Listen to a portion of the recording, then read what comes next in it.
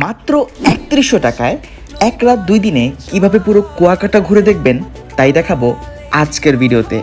So let's go. আমি আসিফ ইকবাল, আমি পথেরই গান, ঘুরি আমি দেশ বিদেশ। ঢাকা থেকে কুয়াকাটা এবং কুয়াকাটা থেকে ঢাকা আমাদের বাস ভাড়ার পেছনে মোট খরচ হয়েছে ১৮০০ টাকা। তবে অফ সিজনে সেটা আরও কমতে পারে। রাত ৯টায় আমরা রওনা দিই কুয়াকাটার উদ্দেশ্যে এবং সেখানে গিয়ে পৌঁছাই ভোর ৫:৩০টায়। কিছুক্ষণ আমরা সূর্যোদয় উপভোগ করি এবং তারপর আমরা হোটেল খুঁজতে বের হয়ে যাই।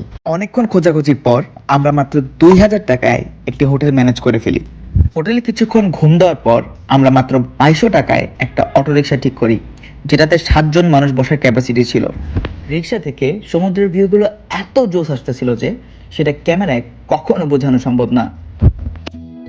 তারপর আমরা চলে যাই ঝিনুক বিচে এবং আমরা প্ল্যান করি সেখান থেকে আমরা সূর্যাস্ত দেখব।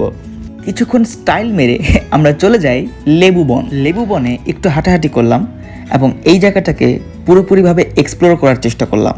হাঁটতে হাঁটতে খেয়াল করলাম আমাদের সূর্যি মামা ডুবে যাওয়ার জন্য প্রস্তুতি নিচ্ছে। লেবু বন থেকে বেরিয়ে আমরা চলে যাই ঝাউবন বিচে। সেখানে কিছুক্ষণ হেঁটে হেঁটে অনেক সময় নষ্ট করি যেন সূর্যাস্তটা তাড়াতাড়ি দেখতে পারি। তারপর সূর্যাস্ত শুরু হলো। এই সৌন্দর্যটা আমি আপনাদেরকে কখনোই ক্যামেরায় বোঝাতে পারবো না। এবার একটি গুরুত্বপূর্ণ কথা বলছি। আমি সহ আমার গ্রুপ মেম্বার সংখ্যা ছিল ৭ জন। তো আমাদের অটোরিকশার যে ২২০০ টাকা ভাড়া সেটার পার পার্সন পড়েছে ৩১৪ টাকা। আর আমাদের খাবারের খরচ ১ রাত ২ দিনের জন্য খরচ হয়েছে মোট ১০০০ টাকা। সব মিলিয়ে আমাদের মোট খরচ ৩১১৪ টাকা। তো আজকের ভিডিও এতটুকুই। দেখা হবে পরবর্তী কোনো ভিডিওতে।